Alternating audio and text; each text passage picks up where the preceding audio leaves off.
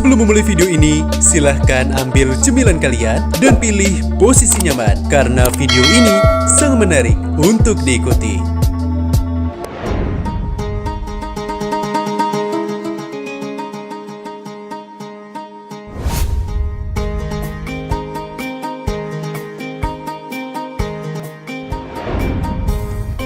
Hai Sobat YouTube, welcome back to my YouTube channel. Pada video kali ini, kita akan membahas kembali 10 fakta menarik dari provinsi-provinsi yang ada di Indonesia. Eits, kira-kira provinsi mana ya? Berbicara dengan provinsi yang satu ini sobat, kalian tentu tahu bukan akan indahnya pantai dan laut di Wakatobi yang sangat eksotis dan memanjakan mata? Ya, itulah Provinsi Sulawesi Tenggara dengan kota Kendari sebagai ibu kotanya. Eits, gak sampai di sana saja sobat. Sulawesi Tenggara sendiri mempunyai banyak hal dan keanekaragaman yang wajib sobat YouTube ketahui. Tentunya, ketika sobat mengunjungi Sulawesi Tenggara, kalian akan disuguhkan dengan panorama alam yang sangat indah, ditambah dengan kelezatan makanan khas yang lezat sambil dinikmati di tepian pantai yang indah. Dan berikut telah kami rangkum 10 fakta dari Provinsi Sulawesi Tenggara. Pertama, suku dan bahasa. Di Provinsi Sulawesi Tenggara, terdapat banyak sekali suku yang saling hidup saling berdampingan nih sobat. Mayoritas penduduk yang mendiami Provinsi Sulawesi Tenggara adalah suku asli setempat. Setidaknya, terdapat 3 suku terbesar yang meliputi suku Tolaki, suku Buton, dan suku Muna. Sisanya adalah suku-suku kecil dan pendatang yang tersebar di seluruh pulau-pulau di provinsi ini. Termasuk diantaranya suku Banggai, Balanta, Morenene, Bugis, Bali, dan lainnya. Nah, fakta unik lainnya nih sobat, pada masyarakat Buton terdapat suku bermata biru. Mata biru tersebut disebabkan oleh kelainan genetik langka yang disebut Waardenburg Syndrome. Namun ada juga fakta yang menyebutkan jika mata biru pada suku Buton adalah hasil perkawinan silang dengan bangsa asing Portugis. Nah, karena ragamnya suku tersebutlah yang menyebabkan terdapat setidaknya 14 bahasa yang terdapat di Sulawesi Tenggara. Dengan bahasa Tolakilah yang menjadi bahasa yang paling banyak penuturnya. Diikuti dengan bahasa Wolio, Cia-Cia, Muna, dan lainnya. Jadi, kalian bisa bahasa Sulawesi Tenggara yang mana, Mi?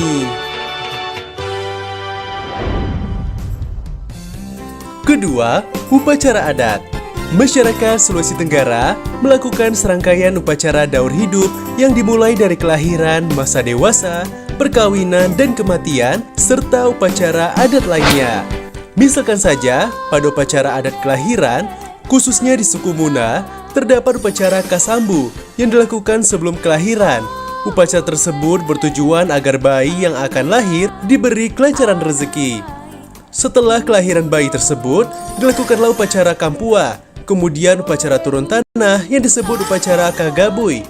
Hal ini dilakukan dengan tujuan agar si bayi tidak mudah terkena penyakit dan terhindar dari roh-roh jahat. Nah, berbicara dengan adat pernikahan, di suku Tolaki sendiri dalam upacara proses pernikahan, di mana yang menjadi simbol utama dalam prosesi pernikahan adat Tolaki adalah kalosara, yang melambangkan perdamaian dan pemersatu yang sangat sakral dalam kehidupan suku Tolaki. Selain itu, adat lainnya seperti Karya Alambe. Tradisi ini merupakan upacara adat khusus bagi anak remaja yang mulai beranjak dewasa bagi masyarakat di Kabupaten Wakatobi. Sama seperti adat Karya Alambe, upacara adat Posuo adalah upacara adat yang dilakukan oleh masyarakat Buton ketika seorang perempuan telah beralih statusnya dari kabua-bua atau gadis remaja dalam bahasa Buton menuju Kalambe atau gadis dewasa. Ketiga, rumah adat Laikas. Rumah adat Laikas atau Malige adalah rumah adat dari suku Tolaki, yaitu suku adat yang tinggal di sekitar kota Kendari, Kabupaten Konawe, Konawe Selatan, Konawe Utara, Kolaka, dan Kolaka Utara, Provinsi Sulawesi Tenggara. Rumah adat Laikas ini berbentuk rumah panggung yang biasanya bisa terdiri dari 3 hingga 4 lantai. Bagian kolong rumah adat Laikas difungsikan untuk menyimpan binatang ternak. Uniknya, rumah adat Laikas atau Malige ini tidak menggunakan bahan logam seperti paku. Akan tetapi, rumah adat ini menggunakan bahan 100% dari alam, yaitu kayu, dan atapnya terbuat dari rumbai, alang-alang, atau nipah.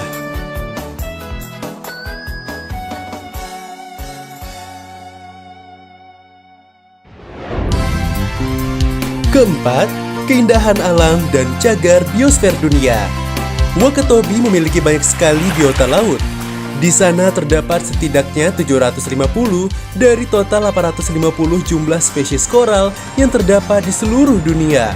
Tak hanya itu saja, topografi bawah laut yang dimiliki Wakatobi memiliki bentuk yang bervariasi hingga gua di bawah lautnya. Wakatobi juga terdiri dari banyak pulau yang sangat indah yang memiliki ciri khasnya masing-masing. Maka pantas saja tahun 2012 lalu, Taman Nasional Wakatobi telah ditetapkan oleh UNESCO sebagai cagar biosfer dunia yang terletak di Indonesia. Bahkan pemerintah Indonesia juga menjadikan Wakatobi sebagai sebuah kawasan strategis pariwisata nasional yang diharapkan akan ditingkatkan potensinya. Maka, untuk kamu yang sangat menyukai dunia laut dan tertarik dengan biota-biotanya, pastikan Wakatobi menjadi salah satu list tempat yang wajib kamu kunjungi. Selain pesona Wakatobi yang indah, juga terdapat keindahan alam lainnya, seperti pesona Pantai Nirwana, Pulau Bokori, Pantai Katembe, Toronipa, Pulau Labengki yang disebut sebagai Raja Ampatnya Sulawesi Tenggara, kemudian pesona air terjun Moramo, Tondopi, Loucu, Lasidaka, dan lainnya. Wah, jadi nggak sabar nih untuk menikmati keindahan alam di provinsi yang satu ini. Hahaha. Kelima, Bumi Anoa. Bukan tanpa alasan nih sobat, kenapa Provinsi Sulawesi Tenggara dijuluki sebagai Bumi Anoa? Hal itu dikarenakan Sulawesi Tenggara menjadi habitat bagi kawanan Anoa di Indonesia. Hewan dengan nama latin Bubalus sp ini berbentuk kerbau kecil dan merupakan hewan endemik yang menjadi hewan peralihan antara benua Asia dan Australia dan menjadi satwa yang terancam punah.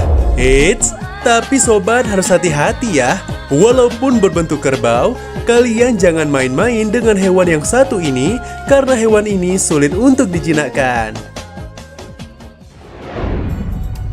Keenam, negeri kaya tambang. Tak heran bahwa provinsi yang satu ini kaya akan hasil tambangnya.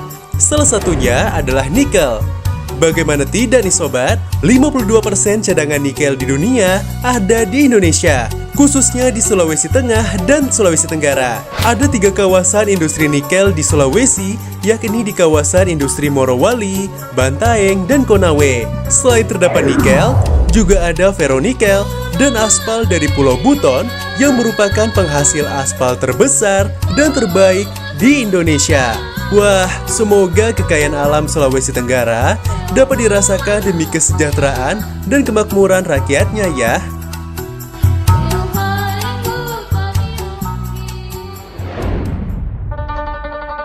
Ketujuh, kerajaan di Sulawesi Tenggara.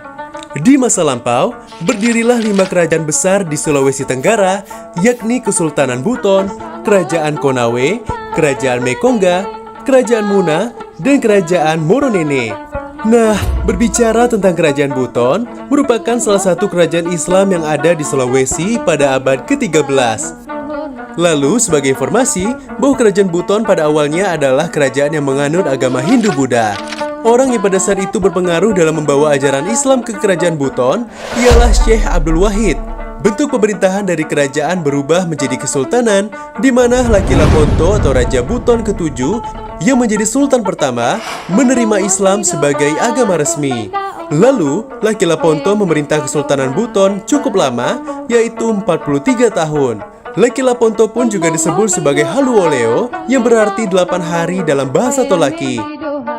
Nama Haluoleo sendiri diabadikan menjadi nama bandara dan universitas di Sulawesi Tenggara.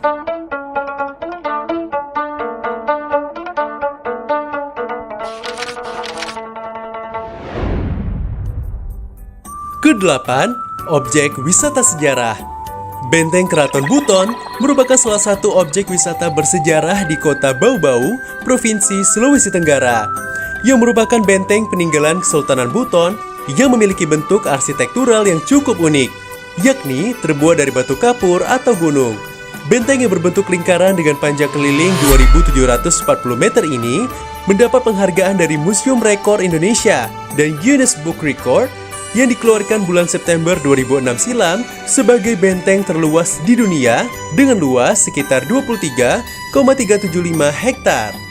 Selain itu juga, terdapat Gua Liangkobori yang menjadi situs purbakala. Lalu juga terdapat Tugu Religi atau MTQ dengan tinggi 99 meter yang menjadi salah satu ikon khas kota Kendari. Kesembilan, kesenian di Sulawesi Tenggara. Terdapat berbagai keunikan kesenian asli Sulawesi Tenggara, diantaranya seperti seni tari. Tari tradisional Molulo merupakan sebuah tarian sakral. Tari ini pun juga menjadi salah satu tarian yang digemari oleh suku bangsa Tolaki karena mencerminkan suku Tolaki yang cinta damai dan mengutamakan persahabatan serta persatuan. Kemudian juga ada tari Lariangi, Mowindahako, Mangaru, dan lainnya. Tarian tersebut juga diiringi dengan alunan alat musik yang indah seperti dimba ngegowuna, ore-ore ngegae, baasi, kandawuta, dan gambus. Wah, menarik sekali ya.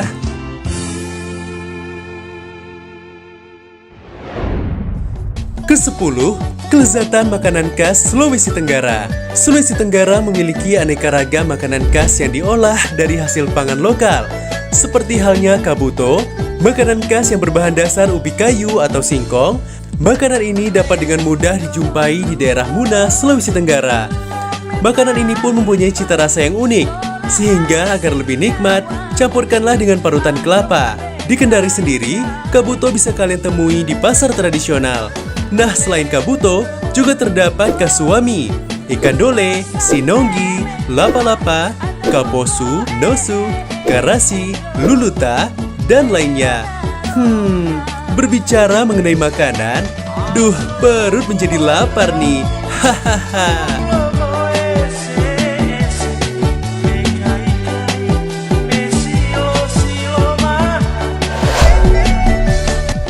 Jadi gimana Sobat YouTube? Menarik bukan provinsi yang satu ini? Jika kalian warga asli Sulawesi Tenggara atau mempunyai pengalaman menarik apapun di provinsi yang satu ini, silahkan berikan komentar kalian di kolom komentar di bawah ya. Kira-kira provinsi mana lagi nih yang akan kita bahas pada video-video selanjutnya? Terima kasih sudah menonton video ini. Dan mohon maaf jika terdapat kesalahan dalam pengucapan bahasa daerah yang kurang tepat. Jangan lupa berikan like dan klik tombol subscribe agar kalian tidak ketinggalan hal menarik lainnya di channel ini. Sampai bertemu di video-video selanjutnya dan salam budaya.